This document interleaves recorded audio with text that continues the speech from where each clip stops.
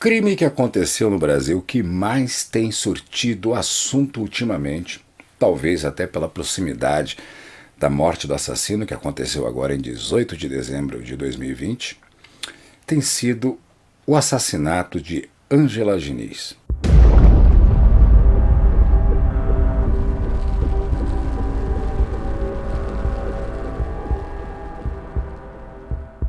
No qual o assassino Doca Street, aos 86 anos, sofreu uma parada cardíaca e faleceu.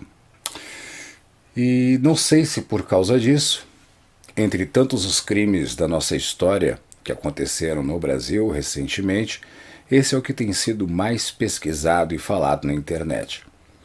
Aproveitando este ensejo, será o nosso vídeo de estreia aqui nos Casos Policiais.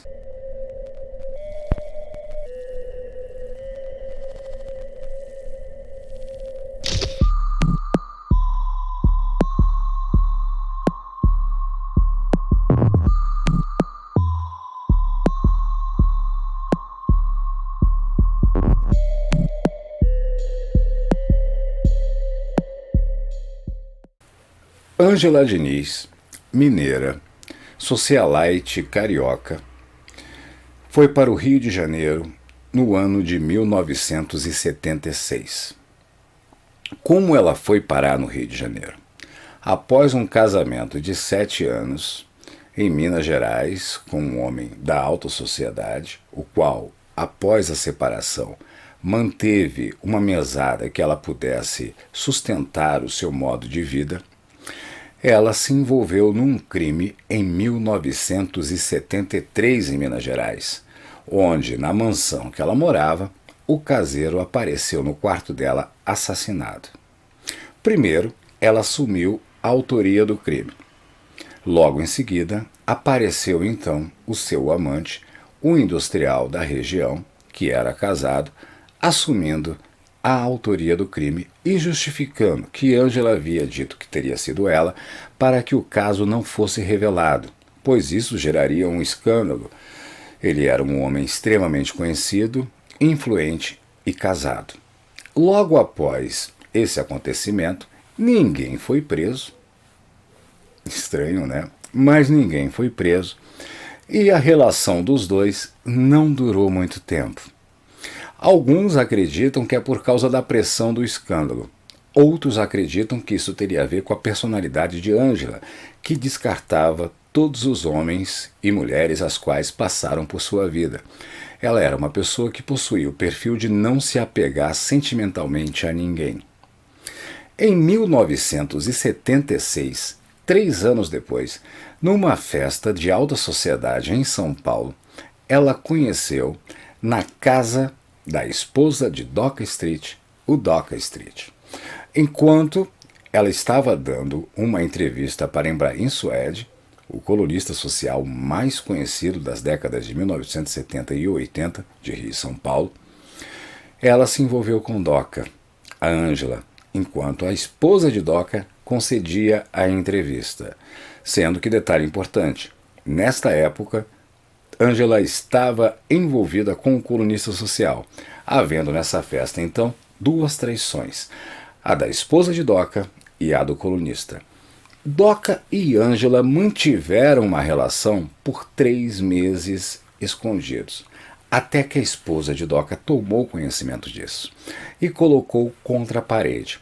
Ou ele terminava esta relação, ou ele sairia de casa. Doca, segundo ele, inclusive ele diz isso no próprio livro que ele deixou, estava perdidamente apaixonado. Abandonou a esposa e os filhos e foi viver no Rio de Janeiro com Ângela. Se mudaram para uma casa alugada em Búzios, balneário, no estado do Rio. Desde aquela época, porque foi bem difundido pela atriz francesa Brigitte Bardot, Búzios é considerado o Saint-Tropez brasileiro. É lugar de pessoas abastadas, riquíssimas, de altíssimo nível econômico. E lá mantiveram a sua moradia por 6 meses. Segundo testemunhas, inclusive funcionários da casa, viviam trancados num romance caloroso, sem saírem do quarto, quase que 24 horas por dia à base do ar-condicionado. Raramente saíam para algumas refeições ou para irem à praia. Numa determinada ocasião, no dia 30 de dezembro de 1976, que eles saíram para a praia e foram almoçar, Ângela conheceu uma ambulante, uma alemã que vendia artesanato, e se simpatizou pela moça, convidando para que acompanhasse os dois para ficarem no mar. Ângela estava extremamente alcoolizada, pois ela já havia esse histórico nela de beber muito. Inclusive, ela passou uma situação de quase ter sido presa, respondia um processo por tráfico de drogas, que ela foi presa no aeroporto do Galeão, portando uma mala contendo grande quantidade de maconha, além de ter um outro processo também por sequestro, por ter tentado sequestrar a filha a qual, junto com os outros 2 filhos, porque ela teve 3 filhos nesse seu primeiro casamento, ela perdeu a guarda na justiça para o ex-marido, devido à sua conduta e comportamento. Ângela, na praia com esta moça, começou a se insinuar sexualmente para a moça e convidou Doca para participar desta brincadeira. Doca não gostou, se irritou e criou um constrangimento. A moça foi embora com uma outra amiga que estava junto com ela e os dois foram para casa. Chegando na casa, Ângela literalmente quebrou a casa em cima de Doca Street. E bêbada, apagou, dormiu. Doca, esperando Ângela acordar, ficou ali do lado. Quando ela acordou, ela mandou que ele fosse embora. Humilhou Doca. Doca pegou as suas coisas, entrou no carro e estava voltando para a capital, para o Rio de Janeiro. No meio do caminho, ele fez a escolha errada. Ele decidiu voltar e retornou para casa em Búzios. Chegando na casa, ele de joelhos implorou que Ângela o perdoasse e que ele iria mudar, iria deixar de ser possessivo, pois tem esse detalhe também. Muitas pessoas relatam que ele era extremamente possessivo e ciumento com Ângela Diniz. Ela disse para ele que tudo bem, que aceitaria que ele voltasse sob uma condição, que ele permitisse que ela transasse com quantos homens e quantas mulheres ela quisesse. Ele pegou uma bereta e disparou nela 4 tiros. 3 no rosto e 1 na nuca. Findando assim com esta tragédia a vida de Ângela e o princípio da sua liberdade.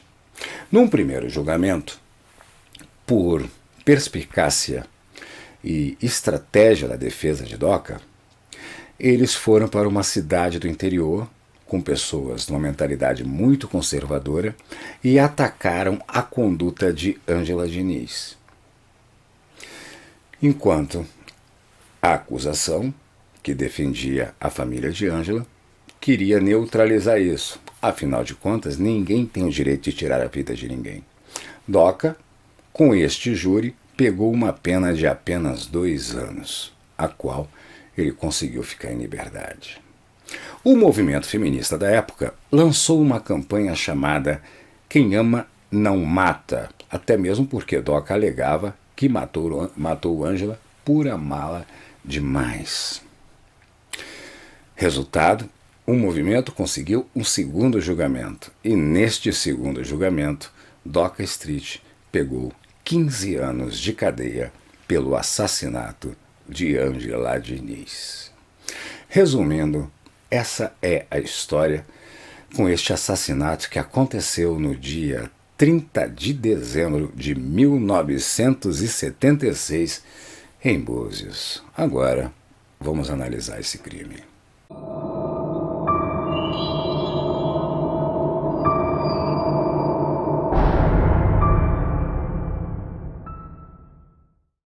Deixar bem claro que eu não estou aqui para realizar nenhum tipo de juízo de valor. Esta parte da análise é uma parte simplesmente opinativa. Eu vou me colocar na posição de quem tem 2 irmãs e tem um filho, que poderia também eu ser pai de uma menina. Vamos por partes. Ninguém tem o direito de tirar a vida de ninguém. Mas antes da gente querer falar abertamente sobre isso e querer criar julgamentos sobre essa situação, nós temos que contemporizar a época que este crime infelizmente aconteceu. Naquele ano, naquele lugar, qualquer homem teria cometido, infelizmente, o mesmo crime de Doca Street. Simplesmente não só pelo machismo, mas pelo não entendimento e falta de estrutura emocional. Eu não duvido do amor de Doca por Ângela, mas eu tenho certeza da falta de amor de Doca por ele mesmo. E, respeitando o modo de vida de cada um, seja homem, seja mulher, independente do seu gênero ou sexualidade, a pessoa tem o direito de viver como ela quiser, mas uma coisa é muito importante. Na minha opinião, as relações necessitam ser pré-estabelecidas. Ela, desde o início, vendo que estava perante a um homem passional, deveria ter colocado de que ele não deveria largar sua família e que ela não iria prometer amor eterno e revelar o nível e padrão de vida que ela queria ter. O que aconteceu nessa situação? Você juntou pólvora com fogo. Você juntou uma pessoa que tinha ânsia de liberdade, a necessidade desesperada de viver ao seu jeito, sem respeitar regras e limites, com alguém que achava que poderia ser dono de outra pessoa simplesmente por amá-la. Infelizmente aprendemos a duras penas, se é que aprendemos, porque até hoje esse tipo de crime é comum. Então seria muito importante, para que nós evitássemos esse tipo de situação em nossa sociedade, que tanto homens e mulheres, no início de suas relações, já dissessem e deixassem bem claro a que estão dispostos, o tipo de relação que pretendem, para não criar expectativas e prestar atenção também no comportamento e temperamento da outra parte. Porque não há nada pior do que você ter uma pessoa do seu lado que seja possessiva e te imponha uma relação abusiva, seja homem com uma mulher ou uma mulher com um homem. Então, infelizmente, ficou esta mácula na literatura policial brasileira e que não para por aí. Foi importante para a história esse crime? Foi. A partir desse crime começou a se pensar no feminicídio. A partir desse crime começou a se prestar mais atenção a esse tipo de coisa e se derrubou aquela balela antiga que foi o que a defesa de Doca tentou utilizar no primeiro julgamento, que é a legítima defesa da honra. Se você tem honra, preserve-a. Não deixe que ninguém a macule. Se você está com uma pessoa e ela deixou claro para você que ela não te quer, pegue as suas malas e vá embora. O que ele fez foi inadmissível. Resultado, findou a vida desta, na época, moça, que tinha, inclusive, fora a sua vida de socialite, já estava participando até de comerciais de TV. Ângela Diniz, uma das mulheres mais sensacionais da sociedade do Rio de Janeiro. O cartão de crédito e passaporte era o que faltava no Brasil. Acho um luxo. Ninguém sabe o que o futuro poderia ter reservado para os dois caso essa tragédia não tivesse acontecido. Mas todos nós sabemos o que o passado deixou registrado. O final da vida de um pela morte e o final da vida de outro pelo cerceamento da liberdade e a mancha que ficou. Algumas pessoas dão razão ao Doca Street. Outras pessoas dão razão a Ângela Diniz. Na minha opinião, os dois estavam errados. Ela por não ter deixado claro quem ela era e o que ela queria, e ele por não ter amor próprio o suficiente e respeitar o espaço dela e ter saído. Essa é a minha opinião. Vamos agora para um crime da atualidade, que este é absurdo.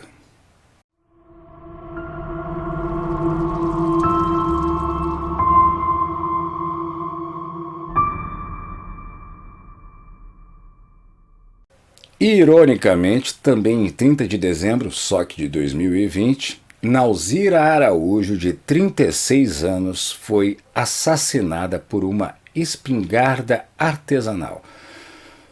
O autor do tiro, seu pai, de 56 anos. Motivação do crime: disputa de terra por herança.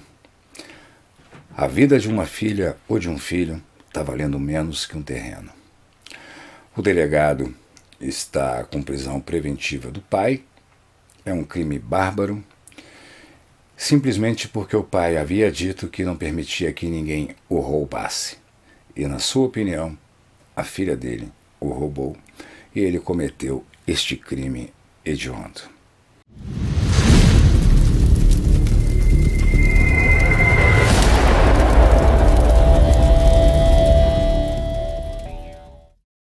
Tânia Barros, essa moça que está aparecendo aí na tela, aos 17 anos, no ano de 2014, há 6 anos atrás, desapareceu grávida no estado de São Paulo. Em 2016, a polícia encerrou as buscas. Quem tiver conhecimento do paradeiro de Ângela, viva ou morta, entrar no link dos desaparecidos do Brasil, que está na descrição do vídeo, e comunicar às autoridades.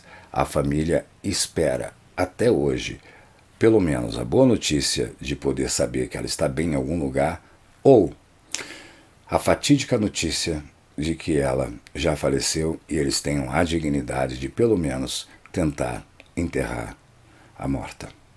Você está em casos policiais e outros crimes, peço que você compartilhe esse vídeo, participe aqui nos comentários, é muito importante a sua opinião. Até a próxima semana.